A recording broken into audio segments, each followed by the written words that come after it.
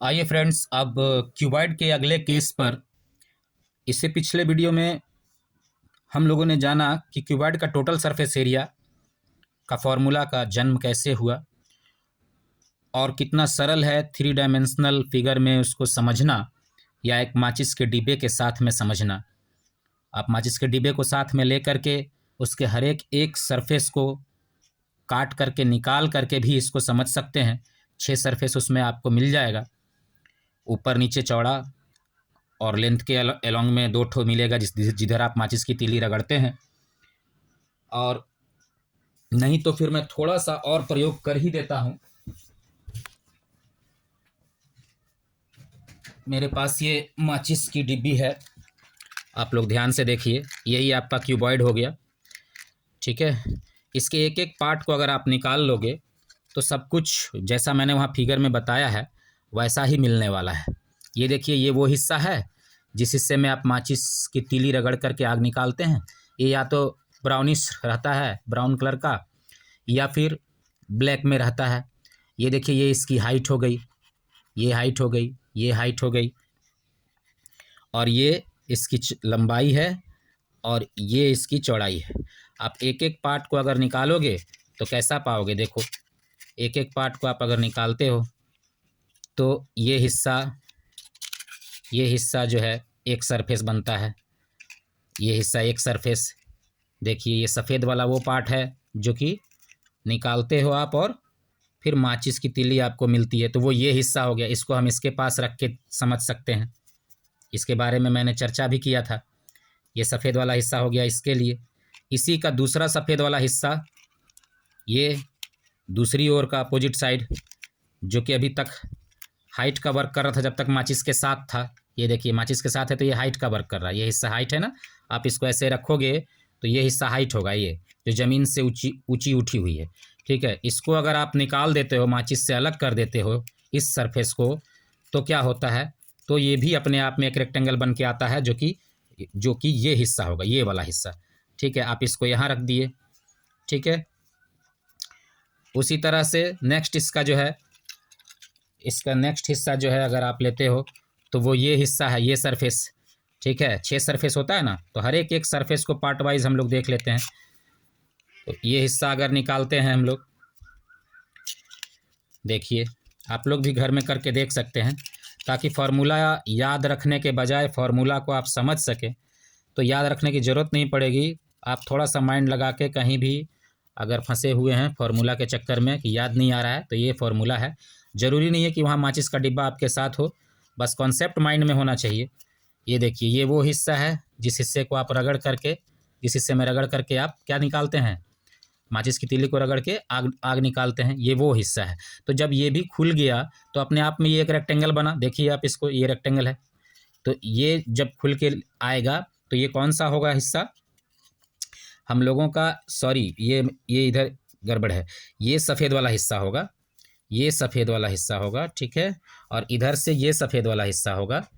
और ये हिस्सा जो आएगा, जैसा कि हम लोग का फिगर है, इस फिगर के मुताबिक मैं माचिस के डिब्बे में बता रहा हूँ।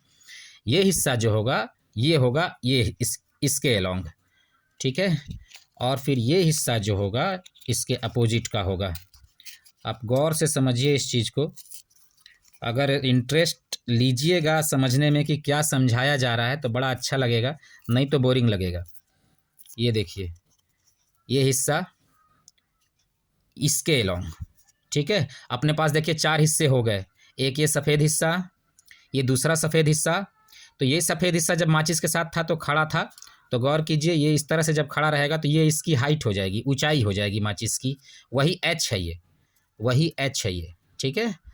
और ये जो नीचे का हिस्सा है ये ब्रेथ है, ठीक है। ये देखिए, वो यहाँ पर ब्रेथ लिखा हुआ है। माचिस का डिब्बा को अगर मान लें, इस फिगर को अगर माचिस का डिब्बा माने तो ये देखिए, ये ब्रेथ है, ठीक है। तो ये दोनों पार्ट्स को मैंने एक दूसरे के आमने सामने रख दिया। और ये हिस्सा जो है, ये हिस्सा हो गया नीचे का हिस्सा, ठीक है। और ये हिस्सा मान लीजिए ये ऊपर का हिस्सा हो गया। तो इस तरह से हम लोग क्या देख रहे हैं कि 6 सरफेस हम लोगों के पास आ गया। माचिस अपने आप में एक बहुत ही अच्छा क्यूबॉइड होता है, उस पर समझना बड़ा ही सरल है, ठीक है। अब ध्यान से देखिए, जो हाइट में था ऊंचाई में था वो ये देखिए ये छोटा रेक्टेंगल, और वही एच जो है अब ये जब गिरा हुआ है अपने आप में एक रेक्टेंगल के फॉर्म में, तो वही एच इस रेक्टेंगल के लिए ब्रेथ का काम करेगा। और उसका जो ब्रेथ था, ये देखिए बी लिखा है ना हमने यहाँ देखिए बी लिखा है ना, ठीक है, वही ब्रेथ इस रेक्टेंगल के लिए अब लेंथ का काम करेगा। तो जब इस रेक्टेंगल का हम एरिया निकालेंगे तो हम लोग रेक्टेंगल का एरिया क्या जानते हैं, एल इंटू बी जानते हैं। तो वही एल के जगह पे बी यूज हुआ है, और इस बी के जगह पे इसके बी के जगह पे यानी चौड़ाई के जगह पे ये एच यूज हुआ है, ठीक है। तो बी इंटू एच हो गया, लेंथ इंटू ब्रेथ। यहाँ लेंथ के लिए ब्रेथ और ब्रेथ के लिए एच यूज हुआ है, बिकॉज जब वो माचिस के साथ था तो वो हिस्सा उसका एच था। माचिस के साथ जब वो लगा हुआ था तो वो हिस्सा उसका एच था, हाइट था माचिस का। वही यहाँ पर ब्रेथ का काम कर रहा है जब उसको माचिस से अलग कर लिया गया है। इस चीज़ को ध्यान से समझिए, ठीक है। और ये जो हिस्सा माचिस की चौड़ाई थी, वही हिस्सा अब इस पार्ट के अलग होने के बाद वो हिस्सा लेंथ बन चुका है इस पर्टिकुलर रेक्टेंगल का। तो लेंथ इंटू ब्रेथ, इसीलिए यहाँ बी इंटू एच हुआ। सिमिलरली इस हिस्सा का भी वही कहानी है, बी इंटू एच, ठीक है। और ये वो ऊपर का चौड़ा हिस्सा है जो मैंने यहाँ रखा, ठीक है।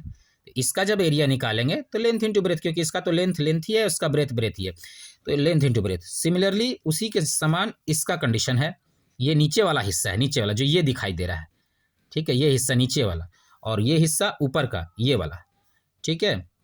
तो इसका भी लेंथ इंटू ब्रेथ यहाँ पे लिखा हुआ है। और ये साइड का हिस्सा जिसमें आप माचिस की तीली रगड़ते हैं, तो जब ये माचिस के साथ था तो ये लेंथ के एलोंग इस तरह से खड़ा रहा होगा, इस तरह से खड़ी रहा होगा, ठीक है। तो जब ये खड़ा था तो ये हिस्सा हाइट था, ये वाला हिस्सा हाइट में था, ठीक है। अब जब ये गिर गया, ठीक है, अपने आप में एक रेक्टेंगल बन गया, तो वही हिस्सा उसकी चौड़ाई हो गई यानी ब्रेथ हो गया, और ये हिस्सा लेंथ तो था ही।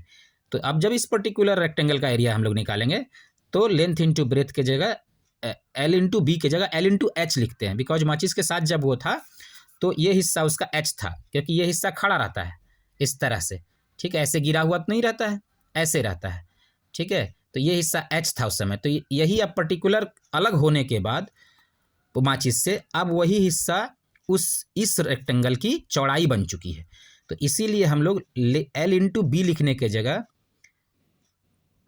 एल इंटू एच लिख रहे हैं, क्योंकि बी के जगह पर एच है, ठीक है। तो इसको बड़ी सिंपली तरीका से आप लोग इस तरह से समझ सकते हैं। एक एक पार्ट मैंने अलग अलग जगह पे खोल के रख दिया है, ठीक है। और बढ़िया से समझना है अगर इसको, तो एक माचिस को इस तरह से अलग कर लीजिए 6 सरफेस, और एक माचिस को अपने साथ रखिए, ठीक है, जो कि अलग नहीं किया हुआ हो, देखने में बड़ी आसानी से समझ में आएगा, ठीक है।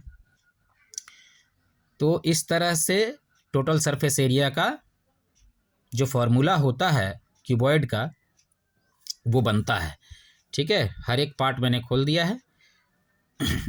आशा करता हूँ आप लोग समझे होंगे। इसी में अगर चाहें तो आप फिर से इसको दूसरे माचिस के डिब्बे पर भी देख सकते हैं कि कौन कैसे बन गया। ये देखिए, ये दूसरा माचिस का डिब्बा जिसमें कि अभी हमने अलग अलग नहीं किया है, आराम से देख सकते हैं। ये सफ़ेद वाला हिस्सा है, ठीक है, इसकी ये हाइट हो गई, ये चौड़ाई हो गई, यही खोल करके अलग किया गया है यहाँ पे। तो यही जो हाइट था वो यहाँ गिर गया है, ये ब्रेथ बन गया। अब ये हिस्सा ब्रेथ बन गया और ये हिस्सा लेंथ बन गया इस रेक्टेंगल का। अलग अलग अलग अलग रेक्टेंगल में सारे सरफेस बट गए, ठीक है। और जो जिसके लिए जो अल्फ़ाबेट हमने एल बी एच वगैरह यूज़ किया था अभी भी वही है, बस इतना ही जानना है, ठीक है। इस तरह से आप इसको समझ सकते हैं बड़ी ही आसानी से।